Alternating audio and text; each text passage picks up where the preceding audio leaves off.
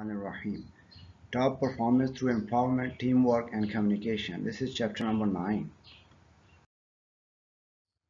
The learning goals are: describe why and how organizations empower employees, distinguish among the 5 types of teams in the workplace, identify the characteristics of an effective team, and summarize the stages of team development.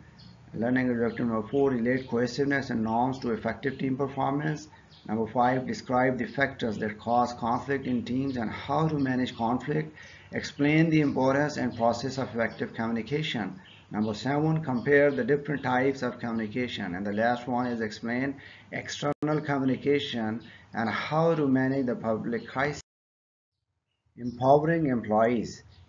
Empowering Empowerment is an important component of effective management. Sharing information and decision-making authority are the keys to empowering employees. Empowerment frees managers from heads-on controls of employees and motivates workers by adding challenges to their jobs. So empowerment can be done like this, that giving employees the authority and responsibility to make decisions about their work without traditional managerial approval and control.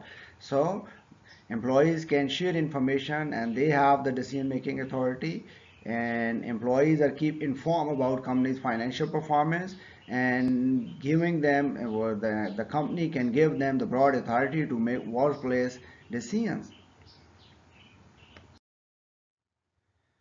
Linking rewards to company performance. Worker ownership has become a way to link rewards to company performance. Employee stock ownership plans benefit employees by giving them ownership in the company. Stock options are another way to provide workers with ownership by providing them the right to buy a specific amount of company stocks at a given price. Stock options have turned hundreds of employees at firms such as Home Depot, Microsoft, and Google into millionaires.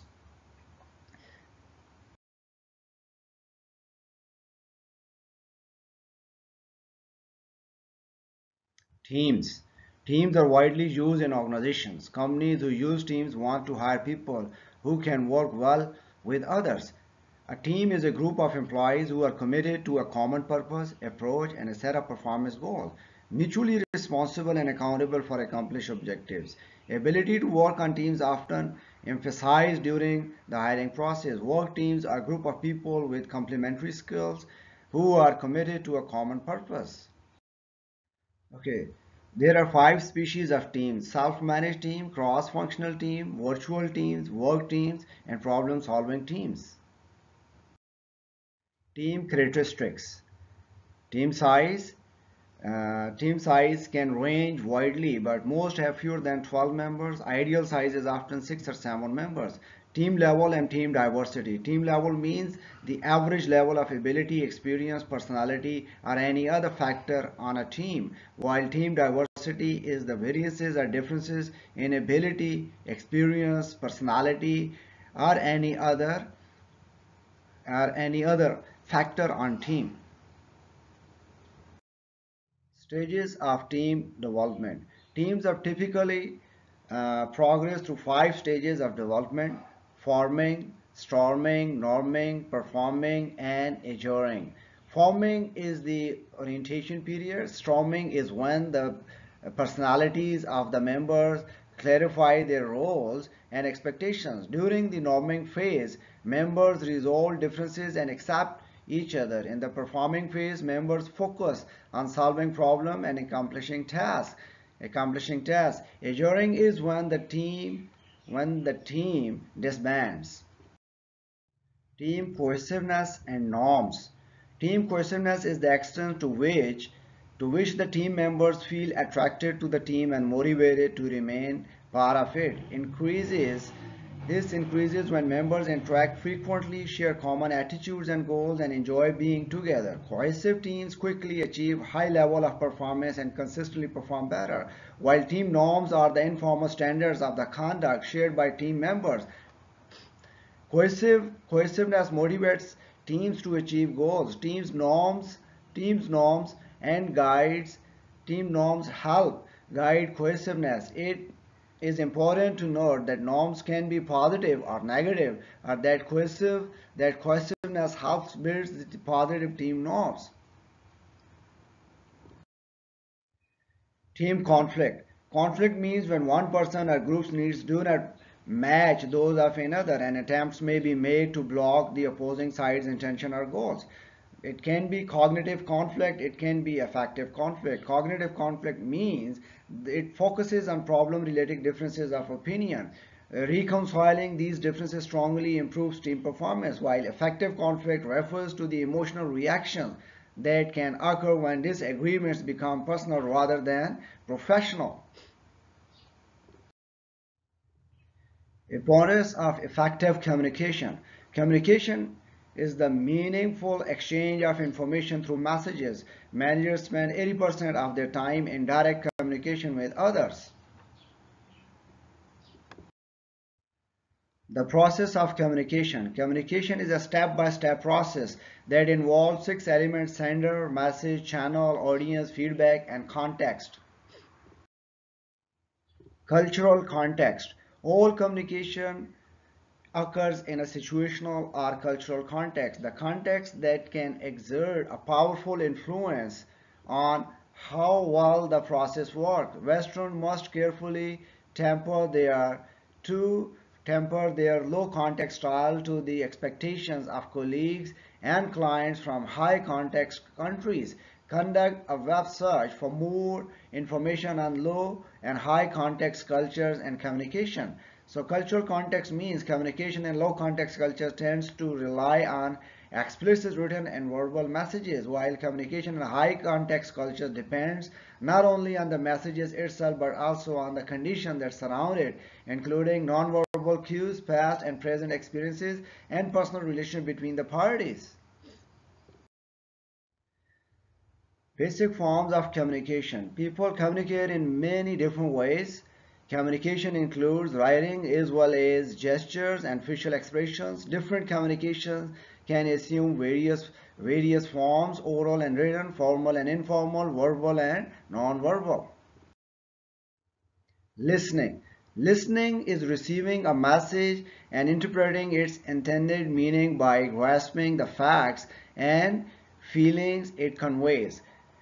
Listening can be cynical, offensive listening, polite listening, or active listening. What is cynical listening? Receivers of cynical listening is when receiver of a message feels that the sender is trying to gain some advantage from the communication. Offensive listening means the receiver tries to catch the speaker in a mistake or contradiction. Polite listening is when receiver listens mechanically to be polite rather than to communicate. Active listening means it requires involvement with the information and empathy with the speaker's situation, the basis for effective communication. Formal communication. Formal communication carries messages from someone who holds a senior position in the organization to the subordinates. It flows within the chain of command. It flows downward. It has a downward communication. It can be outward communication, and it must be open and honest communication. Open communication. In a work environment characterized by open communication, employees feel free to express opinion, offer suggestions, and even voice complaints. So, with open communication, employees feel free to express opinions, offer suggestions, and even voice complaints. It has seven characteristics. There are seven characteristics of open communication. Employees, number one, employees are valued. High level of trust exists. Conflict is invited and resolved positively. It has creative dissent is welcome. Employee input is solicited. Employees are well informed, and feedback is an ongoing process. Informal communication. Informal communication is to carry messages outside formally authorized channel. It has a grapevine-like structure. The grapevine is an internal channel that passes information from unofficial sources. Grapevine disseminates information with speed and economy and are surprisingly reliable.